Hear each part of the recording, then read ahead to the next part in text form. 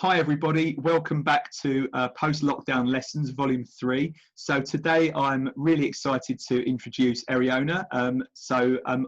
Probably the best thing for me to start off with is just ask you, Eriona, to introduce yourself. Tell us a little bit about what you do and how you help people. Sure. Hi Phil, thank you so much for having me today. So as you said, my name is Eriona. I am the Managing Director of Majors Accounts. We're a small family-run accountancy practice based in Southeast London. We've been trading for the last 14 years or so, and we're servicing clients in the SME space, so mainly limited companies and sole traders. Fantastic.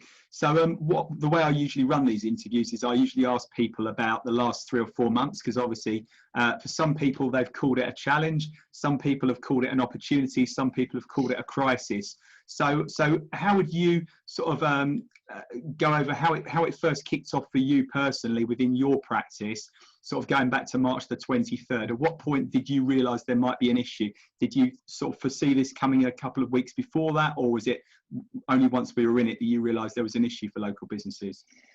To be honest, we foresaw it, so we were keeping a close eye on the news, as you know, many people were, and it looked like we were going to go towards lockdown. So as a practice, we'd actually been preparing. We were on our digitalization journey for a couple of years, and the last step for us was to start working from home, which I was going to transition until August. So obviously this meant that we were going to have to do it a lot earlier. So a couple of weeks before lockdown, I bought the laptops that everyone needed in order to work from home, and they arrived literally 2 days before lockdown, which was ideal.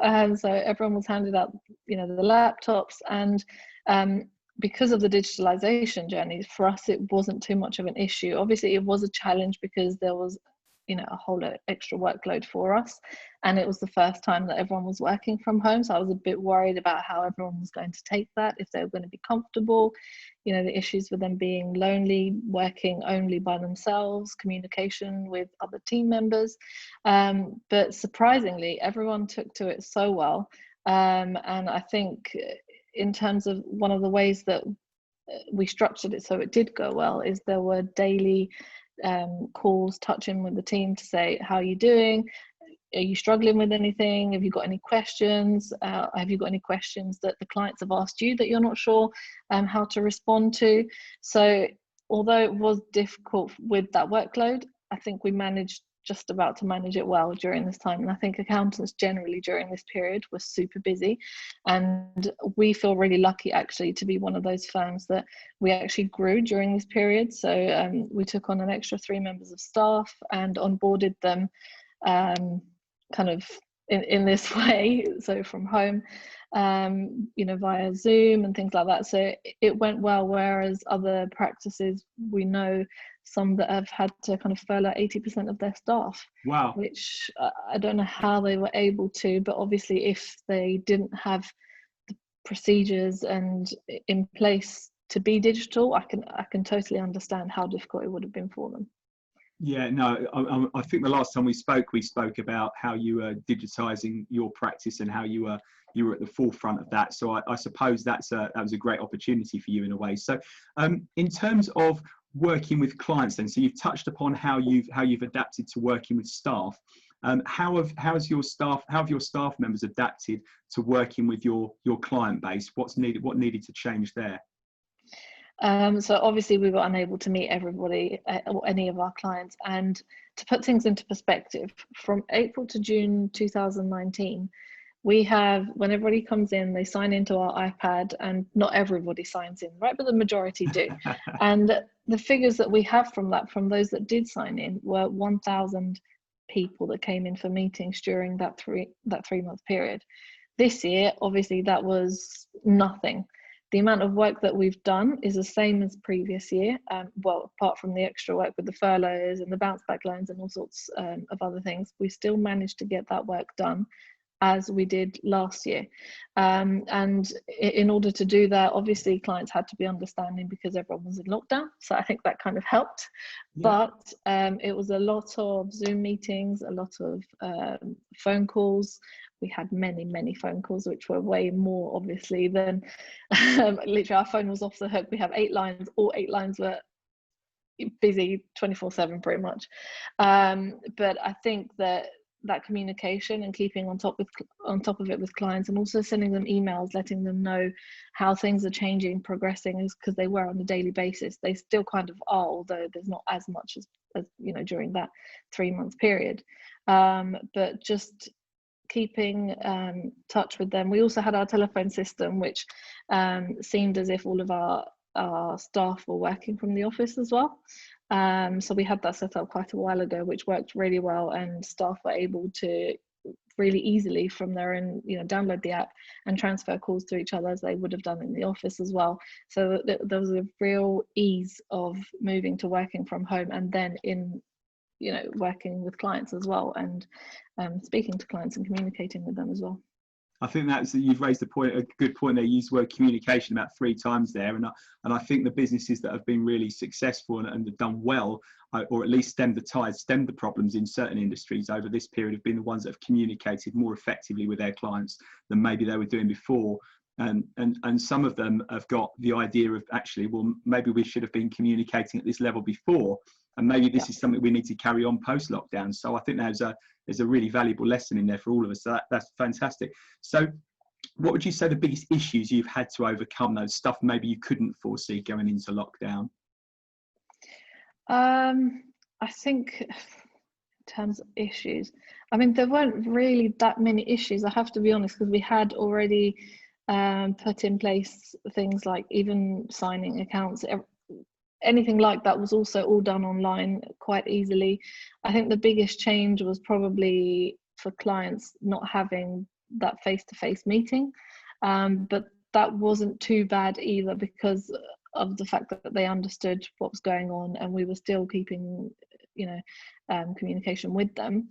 I think the only difficulty we had that we didn't foresee possibly was the amount of the workload was unreal, like any other year. Obviously April to June is our busiest period anyway, so we all mentally prepare for that period, but it was nothing compared to kind of what it was, especially with the furlough applications. Initially everyone thought, oh, it's going to be really simple, you go online, you fill out this form that's already there, and that's it, it takes 2 seconds. But the work that needed to go into it before you get to the application was really difficult, and also trying to make sense of the legislation as it was coming out every day, because there were changes and things being done every day which we needed to keep up with and communicate those to clients as well. So that was quite difficult to keep on top of, and everyone was quite stretched with the amount of workload, but I think we just about managed it. Broken the back of it, yeah, and we're almost out the other side now, aren't we, really? I suppose, yeah, the biggest challenge that I saw happen, yeah, was the fact that the government were coming up with some information in the morning, and by the afternoon, I'm assuming your clients are going to want to know what's going on, and sometimes you haven't always got all the information because you haven't been given it yet. So that must have been really tough for you. I mean, I totally understand that business owners didn't really understand the legislation that was coming out, but we were in the exact same position. We were hearing it for the first time, and we had to kind of translate it, or understand it first, see how it was going to work, and then translate it and then communicate it to clients in a different way that would be easy to understand. So I think that, and if you're going through it every day or sometimes a couple of times a day, it's not easy, because it meant for me as well, I needed to make sure that all my staff were fully trained on this new legislation, new thing that had come out, to be able to then communicate that to clients as well, because there's only so much one person can do in speaking to all clients. So everyone needed to make sure they understood it, they all had the exact same information, and that information which could then be communicated to clients. Brilliant. I think I agree. It's incredibly tough. So if you could have, I suppose, what changes have you made since lockdown that you're going to continue doing, that you thought, actually, this is something we could have been doing before lockdown that we now need to continue with? Yeah, so for us, I think the main thing is working from home and that flexibility. We could have been doing it a lot earlier.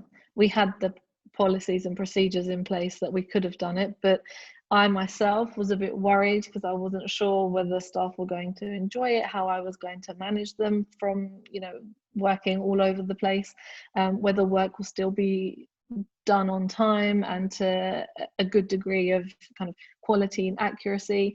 But actually what we found is that if anything, staff are much more efficient now. They love the flexibility of being able to work from home, and they're getting things done a lot quicker. If they want to catch in with one of their colleagues, a quick Zoom or Teams meeting, it literally takes 2 seconds. They can share their screen, say, I've done this, I'm not sure, is this accurate or not? So it's really kind of been something that we've decided from now on, staff are only going to be working in the actual office 2 to 3 days a week. Other days, they're all going to be working remotely, and they have that flexibility. Say, for example, you know, someone has a doctor's appointment they need to go to, and before they would have had to have taken at least half a day off, sometimes even a whole day off, depending on where they live. Now, all they need to do is say, on that day, I'll be working from home. I'll be out for an hour or so. As soon as I'm back, I'll get back into work. So automatically, you know, they get a much better work-life balance. And I think this is something that I think lockdown has taught us to understand the difference, you know, to make sure that we do have a balance, because we tend to really work non-stop, and you don't get to appreciate other areas in our life. And this has really helped, I think, all of us to kind of ensure that we do have a good balance now. And we had, as an example, one of our staff was actually stuck in Italy for near a month. Wow. Didn't really matter. He had his laptop with him and he worked as if he was in the office. And we had clients calling and saying, listen, I've just spoken to this person, but I'm not sure what they meant. Can you just have a quick word with them? I'm like, yeah, quick word. They're in Italy. Like, no, but I spoke to them right now. They were definitely in your office. So, you know, clients still were unable to actually see the fact that you can work from anywhere. Our service is still the same. So that's been amazing. That's brilliant. So I suppose if you could have gone back, if you could go back to March the 23rd now, if we could transport you back in time, what would you have done differently back then? What would you have done differently to make things easier for yourself or for clients or for whoever? I think that I would have communicated to clients how difficult furlough applications were going to be. Because initially we said to them, oh, it's quite simple. The legislation seems like all you have to do is this. We'll do the calculations for you. You don't have to worry. You fill out these forms and we'll do the rest. Maybe make them realize it's actually a lot more difficult and it's going to take a lot of time. So to bear with us, because we did have a lot of this. We didn't actually realize until we started doing them how long it was going to take. So possibly that. And saying, you know, if they needed any queries regarding furlough, maybe contact us by email, because we found that we ended up doing a lot of the work after hours because we were just dealing with phone calls of, have you done my furlough application yet? So things like that, just to make them realize how difficult and time consuming it's going to be. But I guess no one knows beforehand, right? No, exactly. I mean, I suppose if you'd have absolutely had a crystal ball at the start of the year, you could have put some sort of digital process in place whereby they could observe their furlough application every step of the way. But no one had that because you just wouldn't have known, would you? So it's yeah. So I thought it's very interesting. So what would you say you've learned about yourself during this time, Eriona? Oh, what have I learned about myself? I think being resilient. I didn't think that I was resilient as I have been during this time. For me, also running the business, trying to keep on top of all these changes on a daily basis. Apart from that, like many other people, I have my daughter, which was being homeschooled at the time, which was not an easy feat. And I actually had my parents that were really ill during coronavirus. They were out for 5 weeks. So being able to deal with looking after them, teaching my daughter somehow, running the business and answering all sorts of queries from everybody and running the business. So personally, I said to myself, if I was able to overcome that, I can do anything now, because I don't think that anything can get much worse. It was a difficult time just because of the sheer amount of volume of things that we had hitting us in all areas. Whereas some people I would see, you see on social media saying, we're so bored, we've got nothing to do. I just sit like, how? Can I have some of your hours, because I need at least a 48-hour day. But yeah, I think that anything that happens like this in life, I guess we realize if it doesn't kill you, it makes you stronger, right? Yeah, So I totally agree. I've found a new limit that I can go to. Probably not much further though, right? I hope not. I hope not. In terms of hours a day, at least, anyway. So I suppose there was one question I was asking everyone is, once you're able to actually come out of lockdown and do what you want to do, what was the first thing you actually did when we were freed into the big wide world? You know, I use the analogy with everyone before we came out of lockdown. I said, I've got my trainers on, I'm ready. As soon as they're allowed out, I am running out of the door. But literally, it was just that freedom. I don't think we appreciate freedom, but we never appreciated it before, shall I say, as much as we do now. So it meant going out to restaurants, meeting as many people as I could, you know, with a distance. But a lot of it was going out to restaurants, helping out the economy. Obviously, that's why I did it. Yeah, I mean, I think that's the Monday to Wednesday thing they did, the Eat Out to Help Out scheme. I don't know about where you're up in Sydenham, down in Orpington for us. The restaurants were packed out Monday to Wednesday down the high street the whole time. And a lot of them now are actually looking at putting ideas in place that what could they do now as a special deal Monday to Wednesday after the government offers. Absolutely, expired. It's great idea. There are actually. I looked into this before, so obviously the scheme is finished now, but there are so many restaurants that have said, no, we're going to continue the scheme until the month of September and we'll foot the bill, because it has been such a great success. And one of the things that I've kind of said to as many business owners that I've spoken to is, you've had to pivot during this time. We don't know where we're going, whether we're in lockdown, whether we're not, you know, things are so uncertain. You're going to need to figure out a way of looking at how you were working before, the changes you've had to put in place during lockdown, whether that was going online, whether that was you going to your customer because they could no longer come to you, then trying to figure out a balance between the two and keeping that as a permanent new way of working. So then whatever happens, you're able to pivot quite easily. If we do go into a lockdown, you're fine. If we come out, then fine. But you've also possibly, with many businesses, they've got another stream of income, which they would have not thought of doing before. So I think that everyone will, the way businesses have been run will change as a result of this. Yeah, I totally agree with you. I think that is a great answer. So just so everyone knows, who would be your ideal customer? So if we actually managed to spot someone or bump into someone who would be your ideal customer, what would they look like? What type of business? What size of business would they look like? And exactly how would you go about helping them? So we will deal with any business, whether it's a startup or sizable businesses, but they have to have the same mentality as us. Our culture needs to fit. So we want to work with people who are really forward thinking and want to grow their business, or possibly make it more profitable. So we want to work hand in hand, almost, be the finance director for businesses, but without the salary that usually comes with a finance director, but see, where we can help analyze how the business is doing and give the business owner more information so they can make better informed decisions. Because obviously as the business grows, it's great for all parties. And I think that those that are passionate about their business and wanting to make it grow, they're the kind of people that we want to work with. Fantastic answer. So in terms of geographical base, where do your customers tend to come from, just out of interest? So we've got customers from Ireland all the way down to the Isle of Wight. Obviously, traditionally, a few years ago, before we started the digitalization process that we've gone through, they would literally take a plane to come and see us. And you could say, there's thousands of accountants they would have passed in coming to us, but we've created that relationship with them. We've got a loyal, basically, customer base, but now with technology, we're looking to go international as well, global, not just national.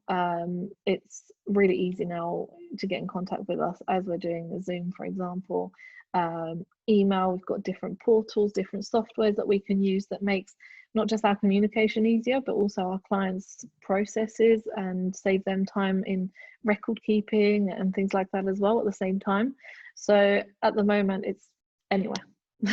Fantastic. Okay, lovely. So in case anyone wants to get in touch with you, Eriona, or someone from your business, what's the best way they can contact you? So obviously you can contact me directly at eriona@majorsaccounts.com. We're on all social media platforms, so Instagram, LinkedIn, Twitter, and Facebook. But I think one of the best ways would probably be through our website, just filling out a contact form, and we'll get back to you if you just give a little bit of description on, you know, any queries that you have, or a little bit about the business or yourself, and we'll get back to you straight away and set up a chat, an initial chat. Fantastic. So that's majorsaccounts.com, yeah? Yeah. Lovely. And what I'll do afterwards, I'll just post the information below in the box below, and then people will be able to contact you directly. So for now, Eriona, thank you so much for being part of this. Really enjoyed speaking to you, and yeah, catch up with you again soon. Thank you so much, Phil. Thank you. Bye. Bye.